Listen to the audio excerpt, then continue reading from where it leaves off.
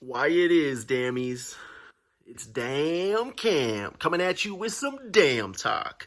All right, we have a brief story today that is a little closer to home than some of the global spy balloon stories.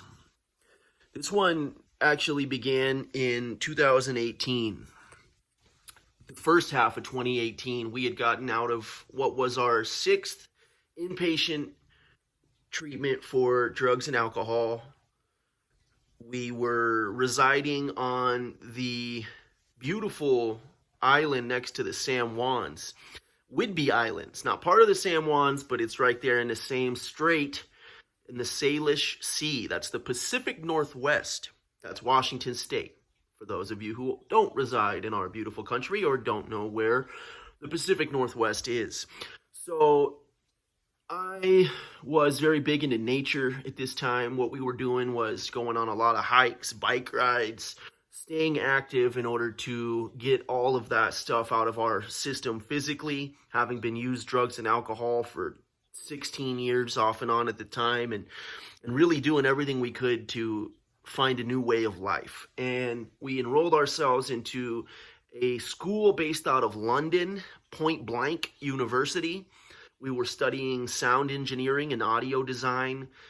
4 o'clock in the morning, our class began. That was 9 a.m. London time, or who knows what it was. But I do know my alarm was set for 3:30 every morning, and we would jump onto our computer in our little studio we built, and we would learn how to mix, master, and produce sounds. So one day, while we were out venturing in the woods, we may or may not have been looking for edible mushrooms. We found an apron, and this was a waitress type of apron. And it was wet. It had been raining earlier that day, of course. And so we picked it up and we looked in the pocket, something we probably learned from our grandpa, for he was very, very wise in poke, right? Chinese. Anyway, he would have been proud of me that day because in said pocket was $75 in cash and a receipt. So I proceeded to read the receipt to find the waitress's name that was on duty there, and that would have been her apron. And so I saw the place where it was from, a little bistro in town, and don't recall the waitress's name, but I went in there and asked if she was there, and she wasn't, and I returned this to her. And of course, she found me on Facebook later and offered us a free meal, and was just overjoyed with gratitude. Only $75. However, she couldn't believe somebody would return it. So I was sharing this specific story the day after it happened. I was in a meeting of Alcoholics Anonymous, and it was a nooner, so it's about noon, right? And I'm sitting in there, it was a full house, and about a quarter of the way through the meeting, this woman walks in. Really colorful woman. And sits at the table in the middle because all the chairs around the outside of the room were already taken. And she proceeds to sit there, and I'm looking at her because I'd never seen her before. Small town, small island. We usually know who's who, at least in the recovery community. And I hadn't seen her, and I couldn't quite take my eyes off her. It was a combination of curiosity and, I suppose, mesmerizing, just trying to place her. She didn't look at me once. Not once did our eyes connect. Now, she came in as I was sharing, and I proceeded to tell the story of which I just told you. So, upon further reflection, I realized the first time I met my son's mother, she heard me telling a story about how I was turning money back in I found on the ground in the woods, nonetheless. I can't say with certainty whether or not this played into the overall transpiring that unfolded. However, we have an inclination that what happened was she made her mark. Come to find out that just days before, her partner, Lana, left her. Something to do with alcohol, abuse, and unhealthy lifestyles. And I know this because eventually I did speak to her, and I did get her side of the story, which made so much more sense later, because what unfolded was, a few days after our initial meet, I went into her place of work, and I didn't know she worked there, of course, but she gave me her friends and family discount, asked if I'd show her around because she was fairly new to the island. I took her out, didn't kiss her on the first date. She thought that was weird. Long story short, it was 1 month later. 1 month later. And I was flying back from visiting my parents in Hawaii. Now, she was residing with her mom's. Both of her mother's house is where she resided, with her dog and her 2 children, 16 years old and 11 years old. And the day that I was coming back, she informed me that her mothers were kicking her out of the house. She had nowhere to go. I told her she could stay with me for a little bit. 3 or 4 days after that, she told me her parents were kicking her kids out of her house. And she could go stay at a shelter, but other than that, she didn't have any other options. And of course, I wasn't going to let her go to a shelter with her kids and her dog.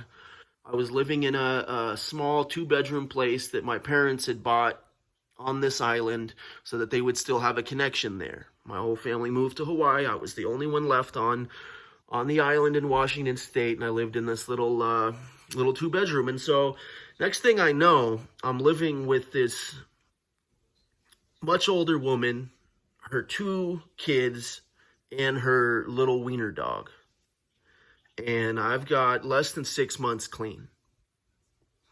Not only was this a recipe for disaster, it was written on the walls. I had people in AA coming up to me, some old timers, trying to tell me to slow my roll, trying to offer advice, though I wouldn't hear it because I was doing what I did best, and that is Cam goes into his damn codependent mode, and I start to get enveloped with a relationship to the point that my other activities fall to the wayside. I ended up dropping out of audio engineering school 5 months in, didn't get my certification. However, I did learn quite a hell of a lot. It was at that time that I actually stopped making music, for I turned my occupation into my occupation, and that was a fatal flaw, for I turned something I loved to do into something I had to do and just stopped doing it. Never stopped writing, of course. We've been writing rhymes and songs and poetry nonstop throughout all these years. However, actually recording, mixing, and mastering, that really only took place from the time we were 21 to the time we were 27, I want to say. And in that time, we made a couple EPs, lots of singles, and 1 album.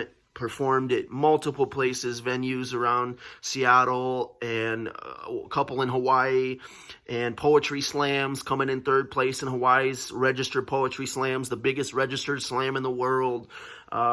We performed at Hempfest, opening for Bone Thugs and Harmony, smoking out with Tommy Chong after our show, people coming up, giving us daps on the thing, doing our thing on the microphone. Like, this was some high life type shit. And we were in recovery for a good chunk of it as well. Of course, we were also in active addiction for a chunk of it, with Charlie Sheen boogers in the nose, I'm sure. All sorts of war stories galore. So at about 6 months sober, 7 months sober, maybe 8 months sober, 3 months living in this little house with a teenage boy who plays video games all day, enthusiastically, I might add, and a preteen girl with a learning disability that is just a huge, wonderful ball of sunshine, but a lot of energy. So combine that with a woman who refused to be honest with us. And what I mean by that is we weren't able to have a real conversation, real dialogue. We weren't able to just be real. And the lies started almost immediately when I found her talking to other former partners still on her phone, exchanging selfies with them. And the lies to my face, of course, that was where we drew the line. And ultimately provided an ultimatum, and that was, you need to move you and your kids out of this house, and I will help you, and we can save our relationship in the process, or I am going to self-destruct because I'm not capable of withstanding the bombshell that is your circus. I didn't say that, but essentially that's what it was. And unfortunately, that is exactly what happened. I self-destructed. I ended up relapsing. I was extremely stressed, and we have suffered from some mental health issues throughout our life that have went under or misdiagnosed. And a lot of times our drug of choice can bring those out in those episodes. And so unfortunately what ensued was a situation that could have been avoided. Whether or not this was all planned from the get-go is who's to say. Having seen this woman's true colors since then, and the amount of lies, but also the specific lies themselves. I mean, the worst things that she could say about me, and she's saying that these things that happened and are true, and I'm so... How do you defend yourself against lies, right? I asked her to provide some evidence of any of this within the restraining orders, and there was not one exhibit put in the restraining orders. Okay? I'm getting ahead of myself, restraining orders. Now, this is how this woman and I met. Now, like I said, I relapsed, had a fit during about probably 2 weeks while she was trying to get out of that house, and I was using drugs and drinking, trying to check myself into a detox, but I knew that I wasn't going to get clean until this chaos had stopped, and so I broke it off with her. We broke up, and she moved out, and I went to go to detox and get clean again, and I struggled with it. I struggled with it for a minute. In fact, we were still talking to each other. In fact, we had gotten back together by the time I went to inpatient treatment for the 7th time, and that was in November of 2019. In November of 2019, I got clean and sober, and we consummated our son together. Now, unfortunately, I relapsed once more. We never moved back in together. In fact, we should have just called the whole thing off. She assured me she was on the pill, and I was on a regimen of medicine that made it much less likely for me to be able to get any woman pregnant. And somehow it happened. Now, she told me she took the pill. Doesn't know how that could have happened. That's beside the point. The point is, on January 2nd, 2020, I found out I was going to be a father. I went through a whole range and slew of emotions, and ultimately landed on ecstatic and happy and grateful. And going forward with all of that mindset, I stayed sober after March 17th, 2020. It's the last day I ever put an illegal substance in my body. Non-prescribed substance, including alcohol. And so once I put the plug in the jug and put the pipe down, I started to gain a sense of clarity on our relationship up until that point. And I mean my son's mother and I. On our relationship up until that point, I started to get some real clarity. How there was never a discussion as to whether or not we were going to keep our child, if it was the right time, or there was never a discussion. It was the way it was. That's the way it was. You know, it was her say is law. She's the one with the children. She's the one carrying the child. She has the say. We would voice our concern about her using drugs while she was pregnant. Copious amounts of weed and multiple anxiety pills and who knows what else really, because though I was in drug tests regularly, she refused to grant me even one drug test. When I put up a argument against her vaping in the house, because we were both vaping at the time, and I would vape outside or under the fan blowing it in there, and she would just vape in the house with the fan on, but it didn't matter. And once our child was born, I bought air purifiers and put them all around the house because I didn't want for the quality of air to be bad. And so now I've got a 2.5-year-old son who's got asthma. He's got a permanent lung condition. Now, she'll tell you all day it has absolutely nothing to do with that. And maybe she's right. However, we can't be certain it didn't have anything to do with that. And so then she drops the bombshell when he's 18 months old on the internet. Someone messages me and says, I didn't know your son was autistic. I said, what? It's like, yeah, his mom's posting all over that he's autistic. And so I immediately go into O mode, because not only do I suspect it's not true, but I also believe I know why she is alleging that. It's a get out of bad mom free card, get out of jail free card. In other words, yeah, my son is messed up, but it's because he has this condition. It's nothing to do with the lifestyle at home. It's nothing to do with the way that he was raised. It's nothing to do with his relationship with his siblings or the stepdad or the mother herself. So what I see is a mother of 5 with 4 different dads who is premeditatively, elaborately setting up an excuse so she can fail my son later. Maybe he really does have autism. It's not the point. The point is publicly berating him out there before he's even of the age to diagnose, in order to what? To make a mark that, wow, my son is autistic. It doesn't compute. And even if he is autistic, that's even more reason to be real and honest and provide a lifestyle that our little one will benefit from. But instead, this woman continues to let her resentment against me take priority over our child. She has sought out multiple restraining orders with not one piece of evidence. 2 restraining orders now have been granted with no evidence other than her own testimony. No pictures, no documents, no witnesses. Why? Because there are none. We have pictures, we have documents, and we have witnesses as well, but they don't prove anything. Does the picture of my junk covered in blood from when you bit me, does that prove anything?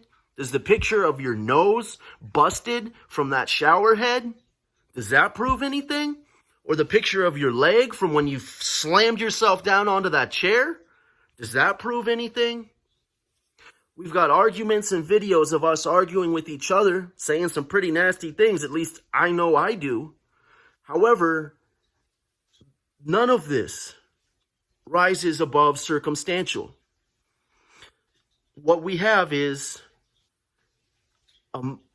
we have a 40-year-old woman with a mentality that has been shaped by being burned by man after man after man. Her psyche has been damaged. She is spiritually sick and she's unwilling to get the help that she needs. Personally, we know all about spiritual sickness. People have been confusing it with mental health or drug addiction for our whole life. At 30 years old, we finally got the diagnosis of schizophrenia. We finally got the diagnosis of manic bipolar. We finally got a diagnosis of intermittent explosive disorder. What do these diagnoses mean? Not a damn thing. Not a damn thing. because it's a spiritual sickness. It's a sickness in here and a sickness in here. Now, we go to counseling, we go to self-help meetings, AA and NA, and we have a therapist we see, as well as a psychotherapist every other month for medication stuff. Now, this is a program for recovery that seemingly works. We've been in recovery now since March of 2020. That's almost 3 years. We have never been sober for this long in our whole damn life. And here we are. And we do it one day at a time by not giving in to those same urges, those primal urges and instincts that damn Cam had back in the day. The ones that say, hey, it's okay if this girl flirts with you and you want to flirt with her back, and then who's going to find out? Or the ones that say, hey, just one beer. One beer's not going to hurt. Just make sure you don't have a second one. Or that voice that says, you can go hang out with them, dude. You've got almost 3 years. You're not going to go do the stuff that they're doing, man. Like, you got this. It's one of those voices that would be the downfall, and it's those voices that are kept in check every time we go to a meeting, every time we call our therapist and set up an appointment, rather than walking down to the corner store and seeing who's hanging around. You know, it's the daily reprieve that we have from our disease that allows us to be spiritually free, to not be spiritually sick, and thus to not suffer.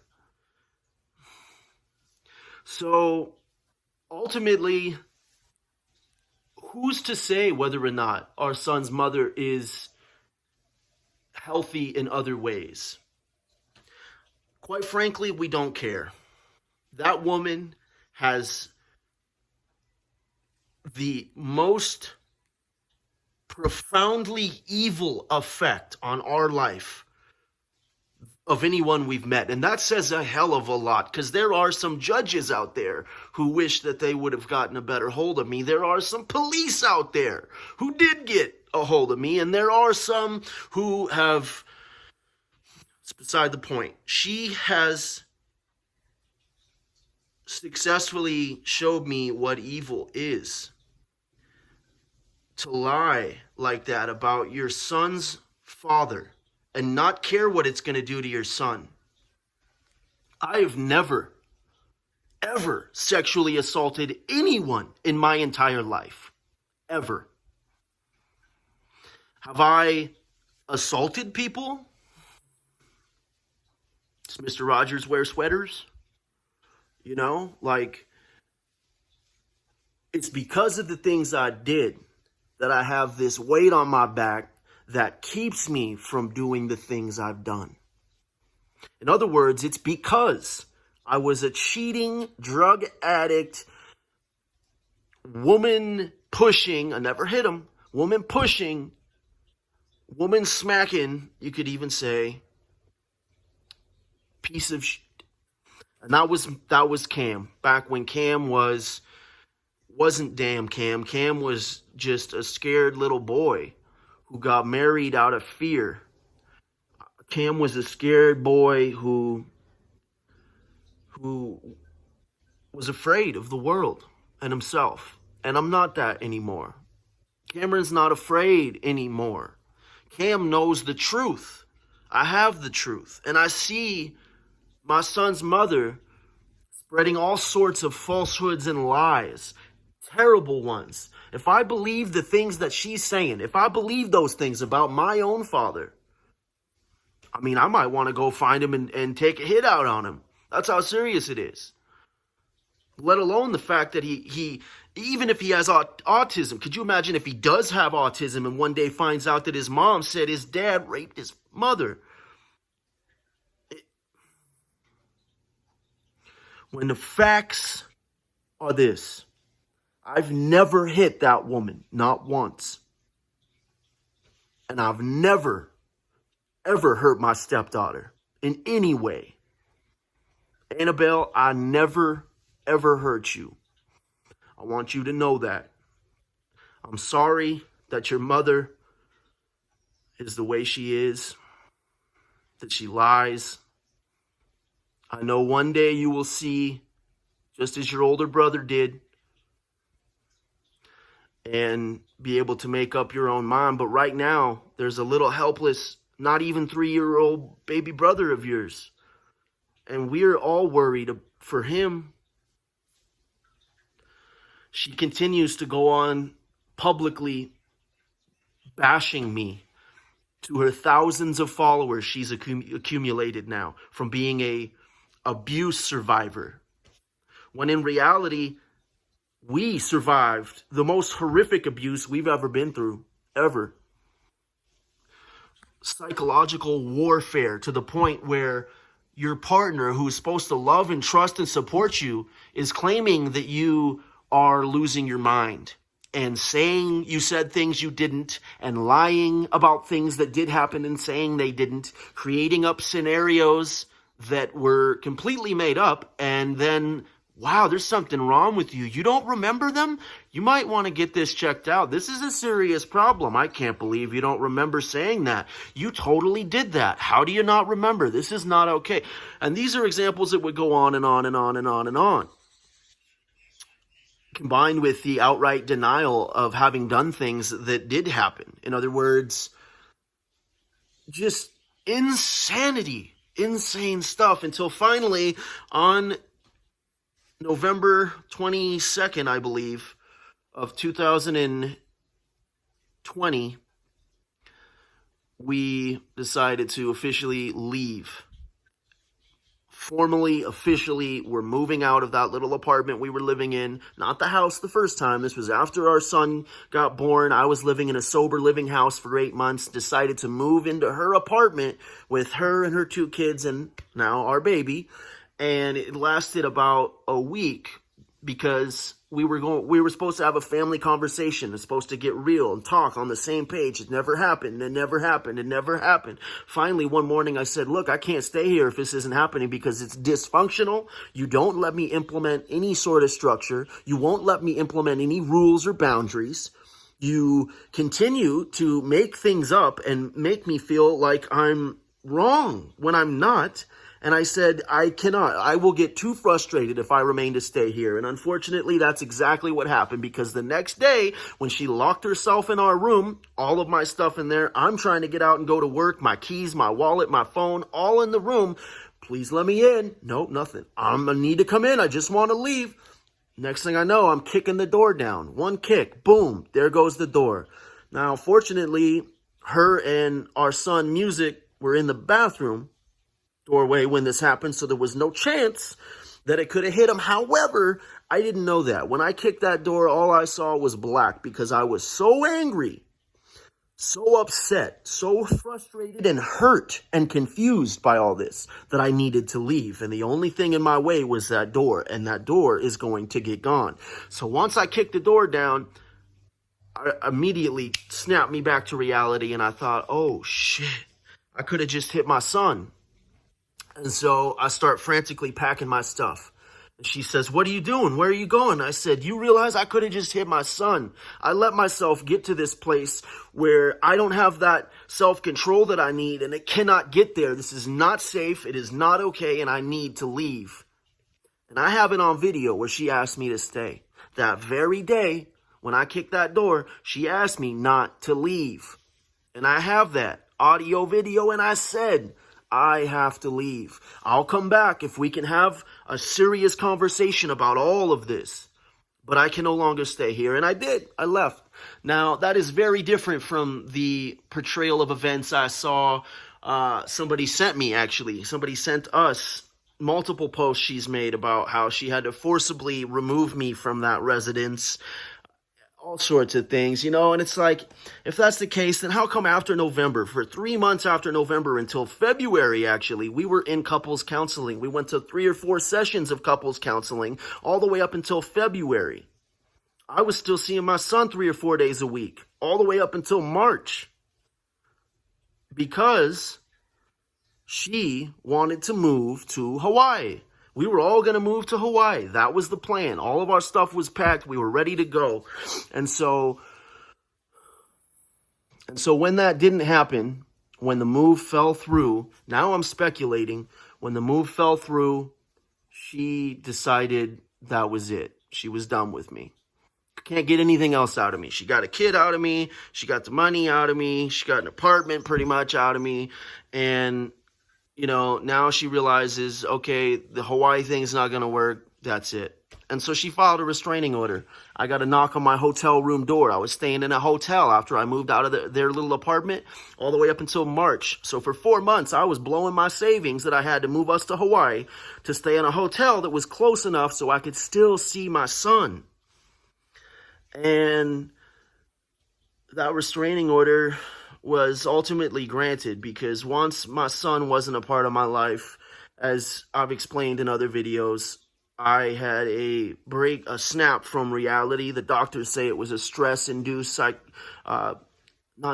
stress-induced schizophrenic break, psychiatric break. And ultimately what happened was for about 3 months, I was so sick, I didn't know I was sick. I was lost, didn't know my name, was wandering around 3 different counties until I finally got picked up for trespassing.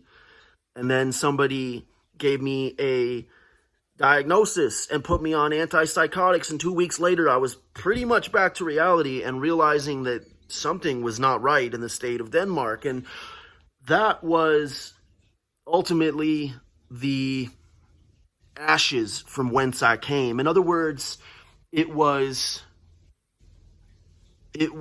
about April, May, June of 2021 that I was building myself again from the ashes of which I got burnt. And in doing so, I would have really, really liked for all the truth to have came out. But unfortunately, that's not the way it always works in reality. We obviously have a lot more to share on this story, but being February 13th, 2023, and having messages come into us from random people we don't know, screenshots of Muzik's mother talking about us, one even with our name in it still. This is almost 3 years later. This is 2 years later. Whatever the case, this is a long time later. And she's still harassing me, stalking me on Facebook, and running her mouth about a bunch of stuff that never happened, that isn't true. The truth is, I am not afraid. I'm not afraid of you. I'm afraid for my son. I am afraid for my son from you. But I'm not afraid of you and your lies and your relentless barrage of hate that you send your little cronies and followers to message me on Facebook, when really I'm just a hardworking dad that wants to be a father to his children, something I never thought I wanted. And now that I have them, it's all I want. By the grace of God, I'll have 3 years in a new way of living, March of this year. And also by the grace of God, my son Muzik is going to know his father, damn Cam Adams. Because I am not running, I'm not hiding, and I'm not afraid. Do I have regret about my actions and conduct in the past? Very little. Very little, but yes, there is some. Do I wish it would have went differently? Who's to say? Do I wish I would have went differently? Maybe. However, every time I look at that picture of Muzik in my wallet, I remember it's going to be all right. I remember that love is the only thing stronger than fear. Hope is for losers. Love. I love you, Muzik. Your father loves you so much, and you will see that one day. And right now, you need to hang tight. Just hang tight, little guy. I love you. I'm always here for you. And to everybody else, stop lying. Love wins.